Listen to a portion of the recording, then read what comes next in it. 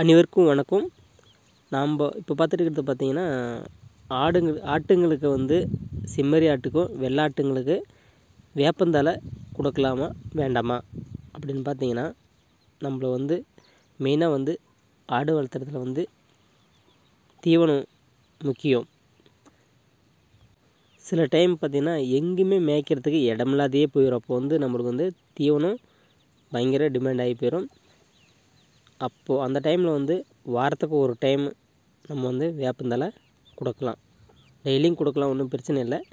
ஆனால் first time வந்து கொடுக்கும்போது வந்து அதை வந்து சரியாக எடுத்துக்காது. அதனால் நம்ம வந்து அப்பப்போ கேப்பில் கொஞ்சம் கொஞ்சமாக கொடுத்து பழக்கிக்கணும். அப்புறம் பார்த்திங்கன்னா வாரத்தில் 2 டைமோ ஒரு டைமோ கொடுத்தோம்னா கொஞ்சம் பரவாயில்ல ஆட்டுங்களுக்கு. அப்புறம் பார்த்திங்கன்னா தொடர்ந்து வந்து ஆட்டுங்களுக்கு அப்பப்போ கொடுத்துட்டே இருக்கலாம். எந்த மாதிரி ஆட்டுங்களுக்கெல்லாம் கொடுக்கலான்னு பார்த்தீங்கன்னா, மேய பிடிக்கிற குட்டியிலேருந்து பெரிய ஆடு வரைக்கும் எல்லாமே கொடுக்கலாம். நாங்கள் பார்த்திங்கன்னா ஒரு செம்மறி குட்டி 6 குட்டி, வெள்ளாட்டு குட்டி 6 குட்டி இருக்குது. இதுக்கு வந்து பார்த்திங்கன்னா நாங்கள் வந்து அப்பப்போ எப்பெல்லாம் மேவு பற்றாக்குறை இருக்குதோ அப்போல்லாமே வேப்பந்தழை இதுக்கு வந்து கொடுத்து கொடுப்போம்.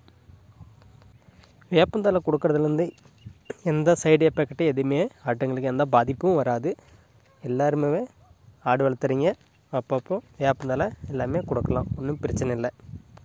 இது ஃபஸ்ட்டு பார்த்திங்கன்னா கொஞ்சம் ஃபஸ்ட்டு கொடுக்கும்போது திங்காது. காரணம் என்னென்னு பார்த்தீங்கன்னா, கொஞ்சம் கசப்பாக இருக்கும் இல்லையா, அதனால் திங்கவே திங்காது.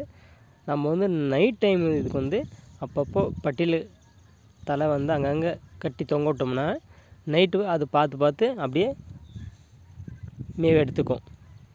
அதே வெள்ளாட்டுங்களுக்கெல்லாம் பயங்கரமாகவே கட்டின உடனேவே அப்பப்போ அதெல்லாம் என்ன தான் திங்குன்னு தெரியாது, எல்லாமே டேஸ்ட் பண்ணி பார்க்கும். அதனால் வெள்ளாட்டுக்கு ஒன்றும் பிரச்சனை இல்லை. அது நல்லா அந்த பட்டை எல்லாமே உளிச்சு எடுத்து க்ளீனாக சாப்பிட வரைக்கும் கட்டி பழக்கிட்டிங்கன்னா போதும். வெள்ளாட்டுக்கும் செம்மறி ஆட்டுக்கும் பயங்கரமான டிஃப்ரெண்ட்டு. நம்ம எதுக்கு டிஃப்ரெண்ட்னா, மேய்க்கும் போது நம்மளுக்கு பயங்கரமாக தொந்தரவு ஆகுது. இது பார்த்திங்கன்னா வெள்ளாடு வந்தால் எங்கெங்கே மரம் மட்டை புதை அந்த பக்கம் தேடி போகுது. இதுங்க பார்த்தா புதெல்லாம் ஏறாது, சும்மா அப்படியே மேய்ச்சல் முறையில் அங்கங்கே பார்த்து மேய்ங்க. அதனால் மேய்க்கும் போது தான் நம்மளுக்கு கொஞ்சம் கஷ்டமாக இருக்கும். ஆனால் பட்டியல் அடிக்கும்போது ரெண்டும் ஒரே இடத்துல தான் நாங்கள் வந்து செம்மறி ஆட்டும் அப்புறம் வெள்ளாட்டும் ஒரே இடத்துல தான் நம்ம வந்து அடித்து வைப்போம். அதில் அது இதுக்கு பார்த்திங்கன்னா அப்பப்போ கடலைப்பொட்டு சீமைப்பல் இதெல்லாமே கட் பண்ணி கடலைப்பொட்டுமாவே எல்லாமே மிக்ஸ் பண்ணி ஆட்டுங்களுக்கு வந்து கொடுப்போம். மதியத்தில் ஒரு டைம் இதுக்கு வந்து ஃபீட்ஸ் தண்ணி எல்லாமே இதுக்கு வந்து நாங்கள் வந்து கொடுப்போம். இது பார்த்திங்கன்னா நாங்கள் வந்து குட்டி வாங்கும் போதவே நல்லா மேவு பிடிச்சி ஒரு 4 மாதத்துக்கு குட்டி வாங்குவோம். 4 மாதம் 3 மாதத்துக்கு குட்டி வாங்கி 1 வருஷத்துக்குள்ளே நாங்கள் வந்து இதை வந்து செல் பண்ணிடுவோம்.